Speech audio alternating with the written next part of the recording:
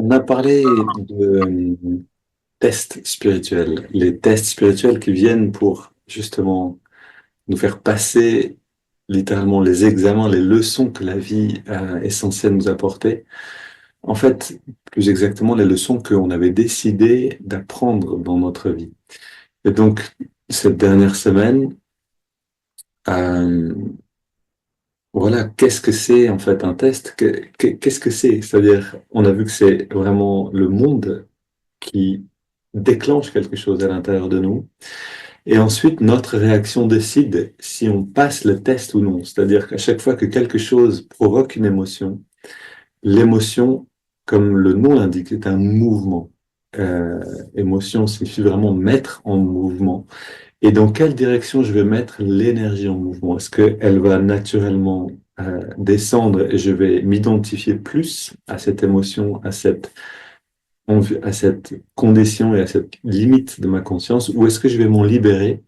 Et dans ce cas-là, on a cette élévation de la conscience. On a vu aussi pendant le satsang que la pleine présence, on a parlé de pleine présence, et que vraiment, on peut pas dire que c'est un interrupteur qu'on allume, qu'on éteint. C'est toujours quelque chose qui dépend de la situation et qui est graduel.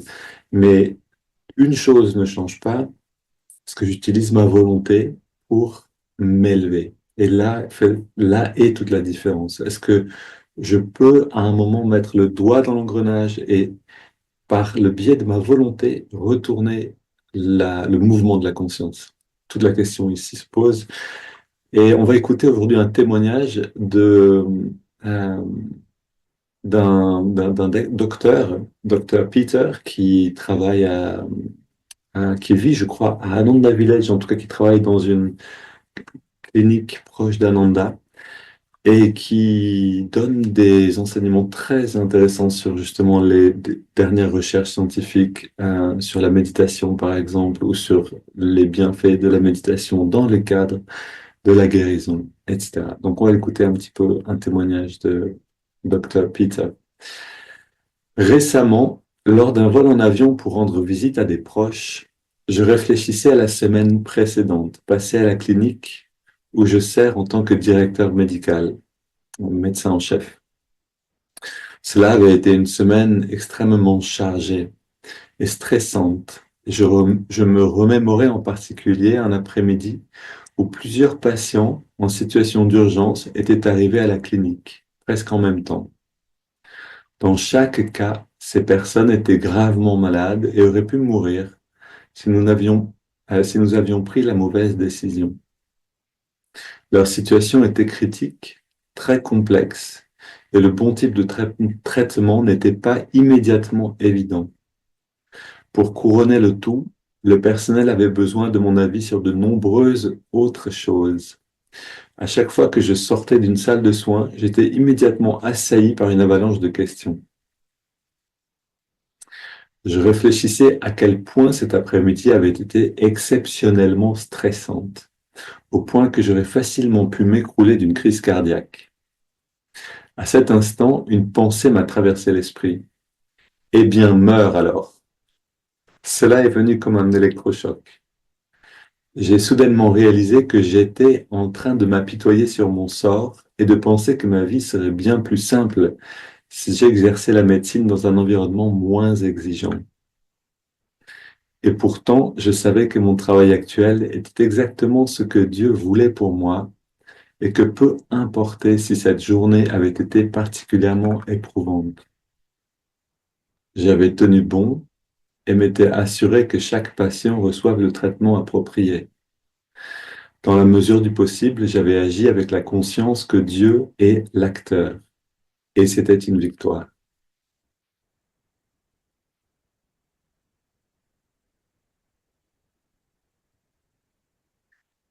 Dans notre culture, on nous dit souvent que quoi que nous fassions, et en particulier notre travail, cela devrait être quelque chose que nous avons envie de faire, quelque chose qui nous rend heureux. Pour les dévots, c'est-à-dire pour les disciples ou pour les aspirants spirituels, c'est une fausse idée. Le principe de l'action juste pour les dévots n'est pas d'aimer ce que nous faisons, mais de le faire par amour pour Dieu. Nous devrions accomplir le travail qui nous est donné comme une offrande d'amour envers le divin, avec l'attitude que lui est l'acteur et que nous ne sommes que ses instruments. Alors, peu importe ce que nous faisons, car lorsque nous agissons de cette manière, nous sommes intérieurement comblés et profondément heureux.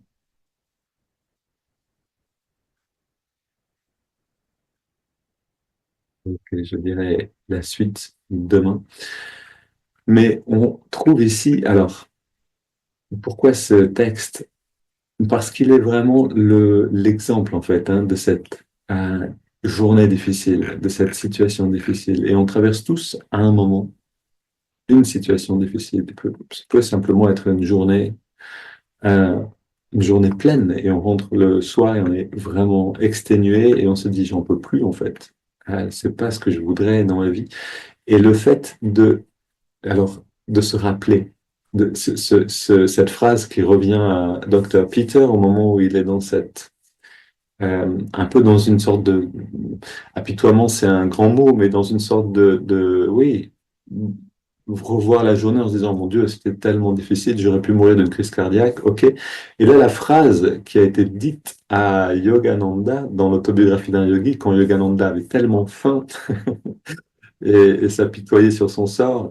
Et son maître, à ce moment-là, dans cet ermitage, c'est pas son maître Sri Yukteswar, mais c'est un autre, euh, c'est le directeur de cet ermitage pour les moines, lui dit, eh bien, meurs alors, mais n'accepte pas que la vie, que tu sois dépendant du pain et de l'eau pour vivre.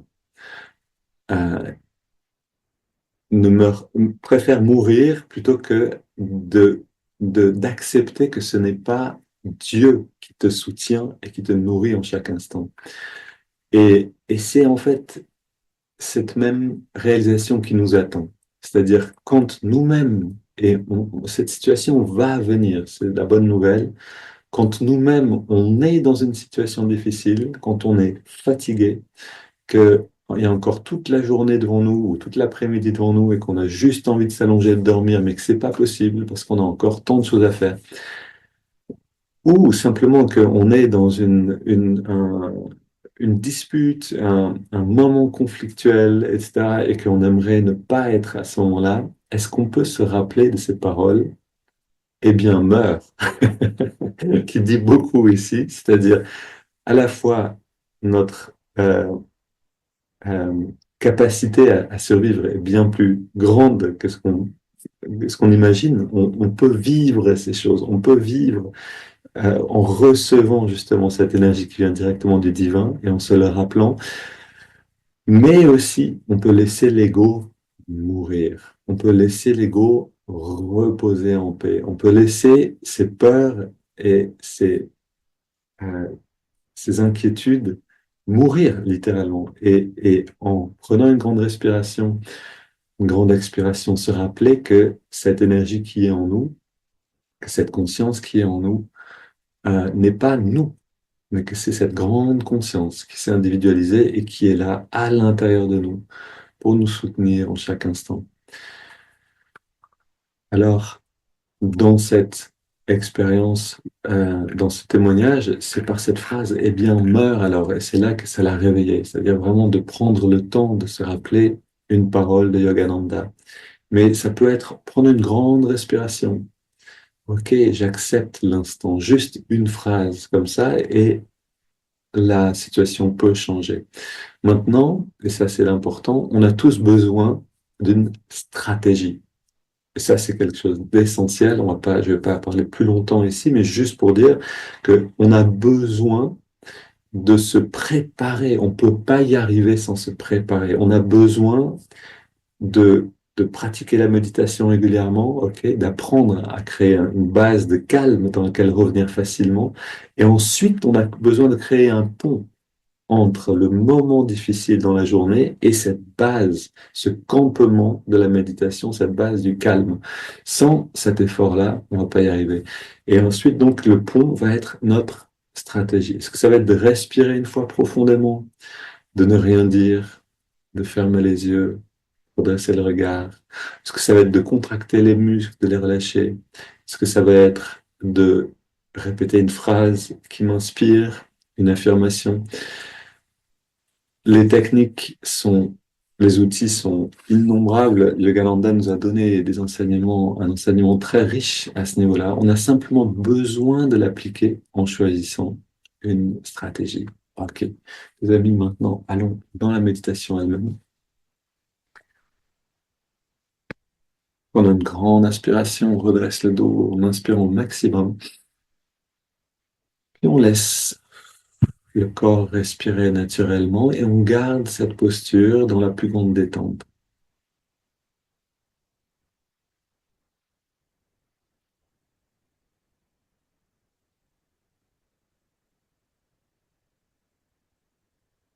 On sent le bien-être qui est là.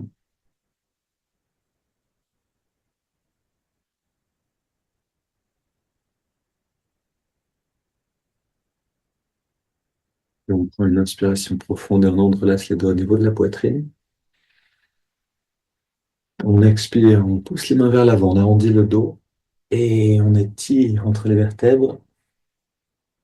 Inspire, on étire vers le ciel. Expire, on se penche vers la gauche. On sent l'étirement du côté droit. Inspire, on revient au centre. Expire, on se penche vers la gauche, vers la droite, pardon. Et on revient au centre. On inspire, on réétire. Expire, on se tourne vers la gauche, on pose les mains. On va plus loin dans la rotation. On respire profondément. Et on revient au centre. Inspire, on étire vers le ciel. Expire, on se tourne vers la droite, on pose les mains.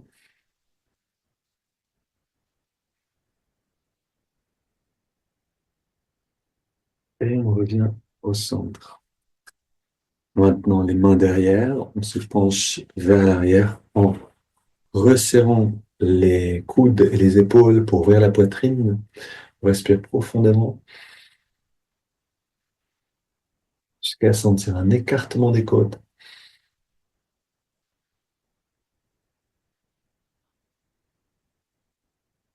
Et on revient au centre. Mains sur les cuisses, paume vers le ciel. Le dos redressé, très détendu.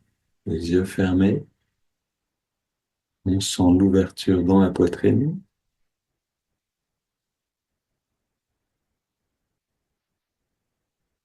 Qu'est-ce qui se passe quand on ouvre la région de la poitrine? Littéralement, c'est le récepteur de l'intuition qu'on rallume, qu'on ouvre. On amplifie la capacité à ressentir. Toutes ces flexions arrière qui ouvrent la poitrine nous permettent de réactiver la- l'aspect réception de l'intuition. Très important. Maintenant, on prend une douzaine de grandes respirations. Quand on inspire, expire.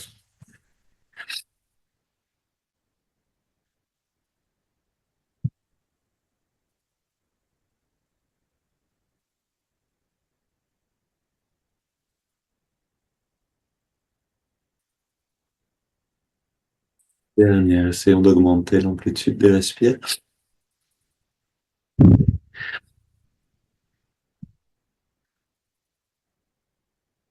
Dernière.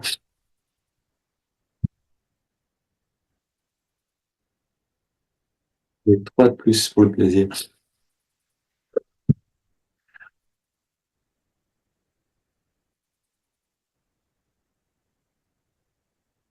On inspire, mais lentement. Et on garde l'air dedans.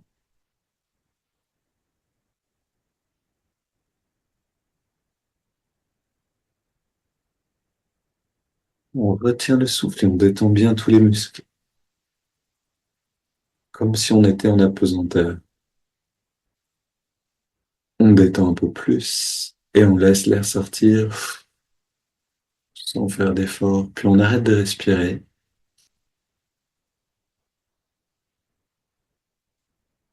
Et on plonge dans les sensations du corps d'énergie.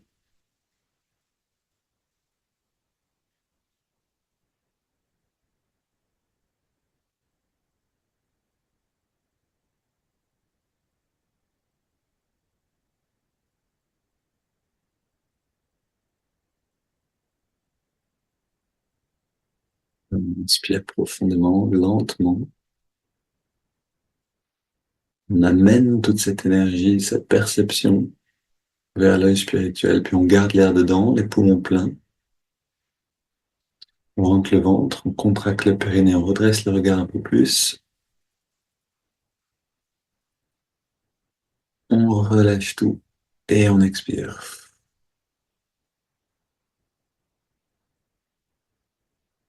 On laisse le corps respirer naturellement. On prend quelques instants un, comme un plongeur qui a besoin de s'habituer à une nouvelle pression, à faire un palier.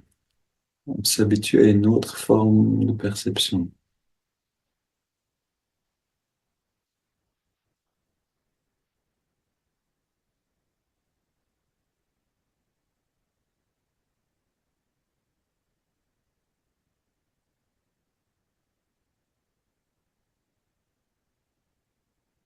On prend une double inspiration par les narines.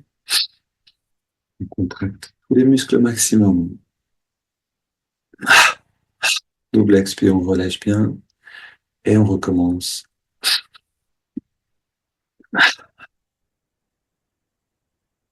Dernier.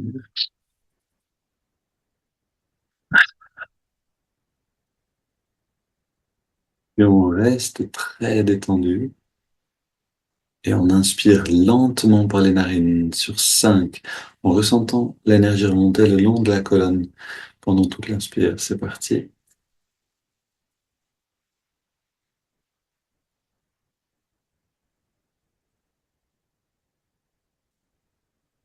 On garde l'air dedans, on concentre l'attention à la jonction des sourcils.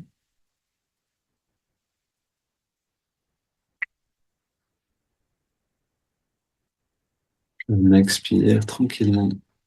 On sent un rayonnement de bien-être, de détente à travers le corps. Et on inspire à nouveau. Même rythme, même pratique.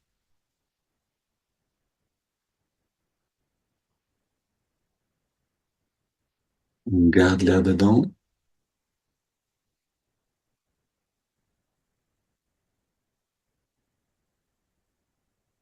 Expire. Voilà une technique qui peut véritablement transformer notre conscience très rapidement. Inspire.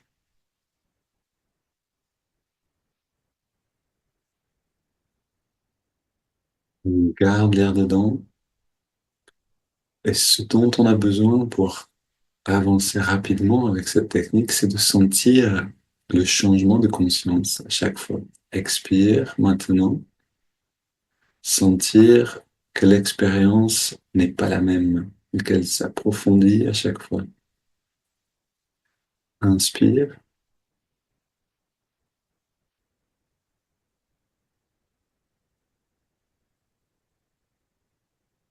garde l'air dedans,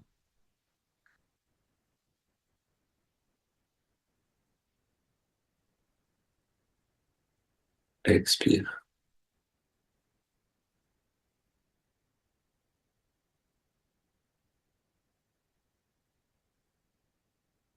Inspire, un dernier cycle.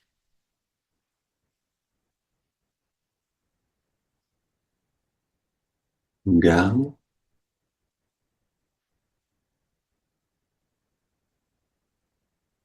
expire.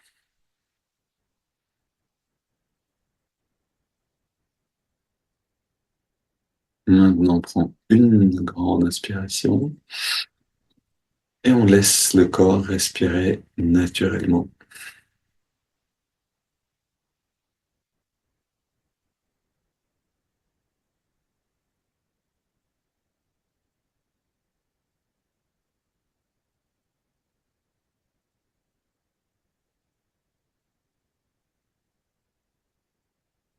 On prend le temps de se familiariser, de s'habituer à cet état de conscience.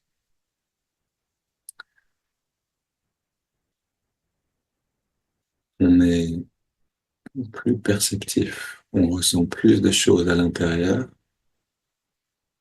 on va s'habituer à cette richesse.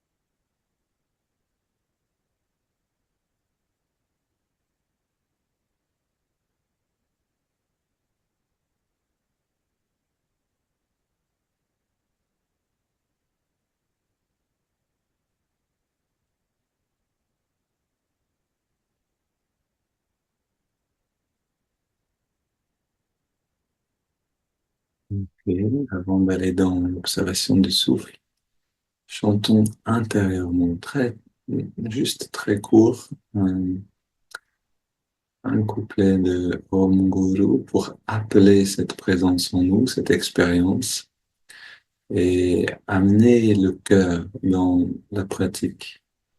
On prépare le corps, on prépare le mental avec les respirations et on prépare le cœur avec la dévotion. Vous pouvez chanter juste mentalement. Om Guru, Om Guru, Om Guru, Om. Om Guru, Om Guru, Om. Om Guru, Om Guru, Om Guru, Om. Om Guru, Om Guru, Om. Om Guru, Om Guru, Om Guru, Om. Om Guru, Om Guru, Om. Om Guru, Om Guru, Om Guru, Om. Om Guru, Om Guru, Om.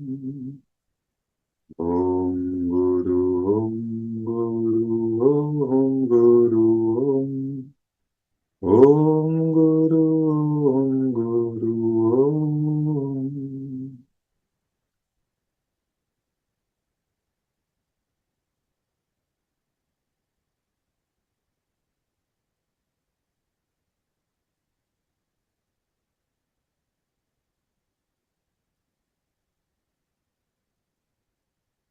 Uniquement avec cette couleur, la présence du maître.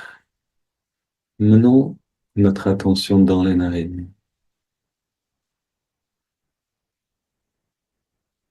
Ressentons la fraîcheur de l'inspire et la tiédeur de l'expire à l'endroit où on ressent l'air le mieux dans les narines.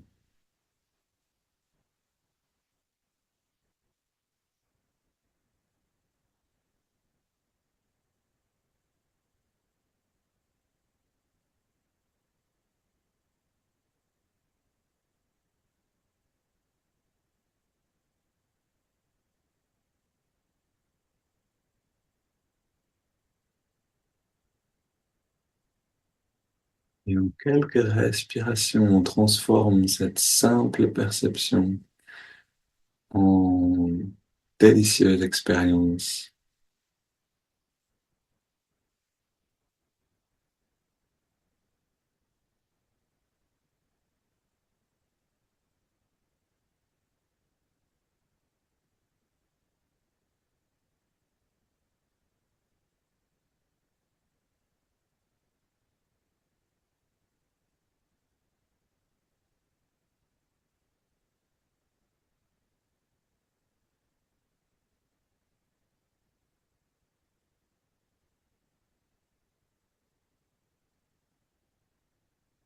Et on garde cette observation du souffle, mais dans l'expérience d'une saveur particulière. C'est le cœur qui fait partie de la méditation, qui donne cette saveur. Et on ajoute maintenant le mouvement de l'index de la main droite.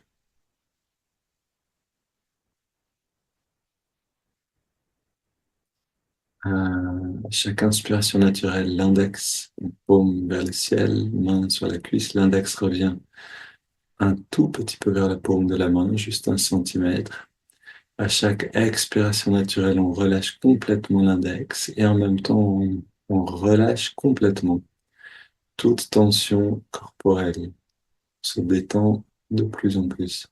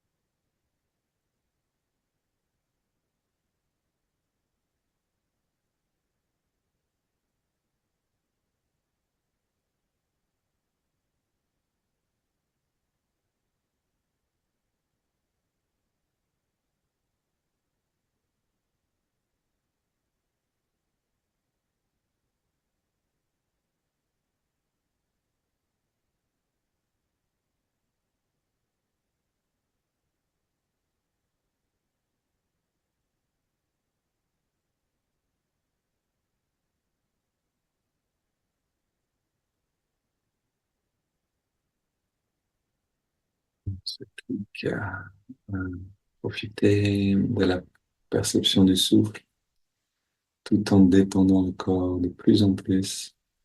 Deux éléments ensemble vont nous faire passer le seuil de Pratyahara, le retrait des sens. Si on peut se détendre, rester immobile. Et l'attention bien concentrée. Ajoutons maintenant le mantra Hong So. Hong accompagne l'inspiration naturelle, signifie je suis, et So accompagne l'expiration naturelle et signifie ce qui est.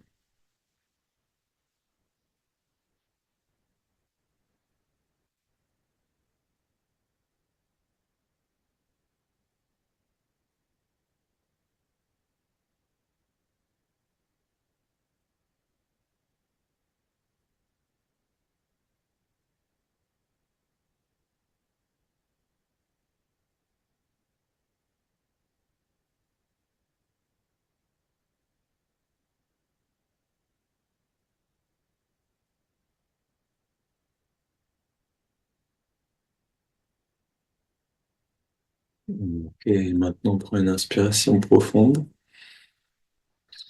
on expire en 3 fois,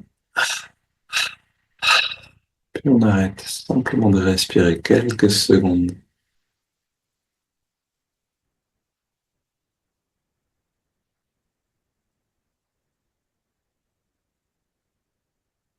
On laisse le corps respirer naturellement, mais on garde ce sentiment de liberté qui est dans l'arrêt de la respiration.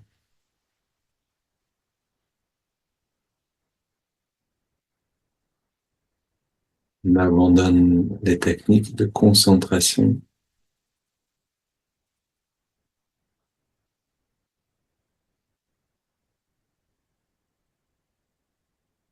On observe simplement la paix intérieure présente. On la laisse s'épanouir.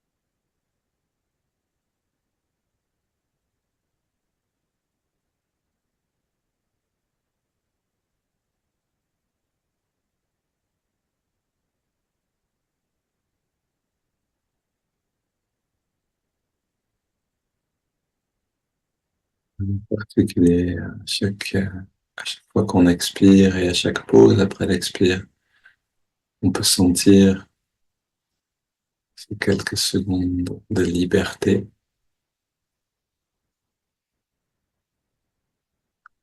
cette pause qui affirme ce calme.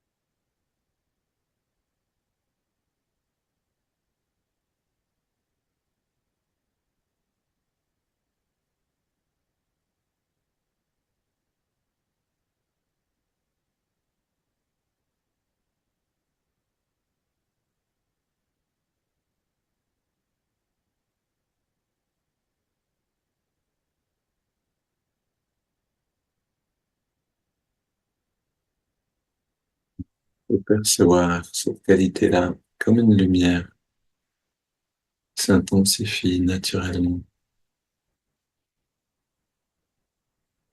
qui vient inonder le corps, nourrir toutes les cellules.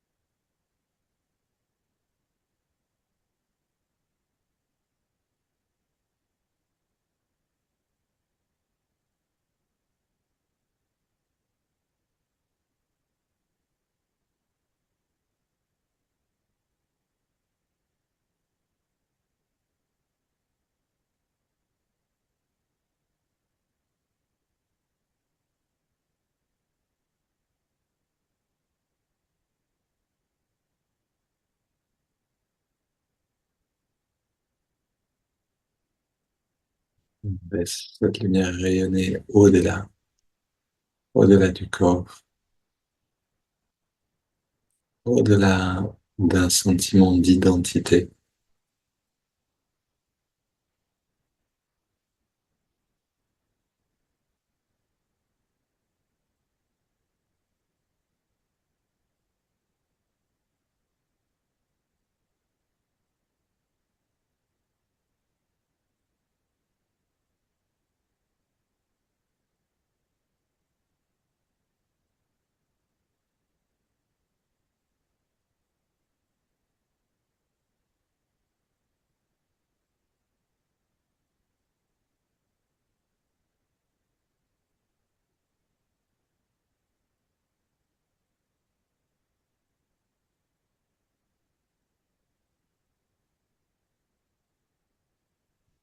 Prolongeons ce moment-là pour justement bien établir le campement, le camp de base. Puis allons dans la journée avec cette ressource et la capacité à y retourner facilement. Une belle journée à tous. Je rappelle que samedi, il y aura un satsang à 9h. Bienvenue à tous sur le même lien et sinon à demain.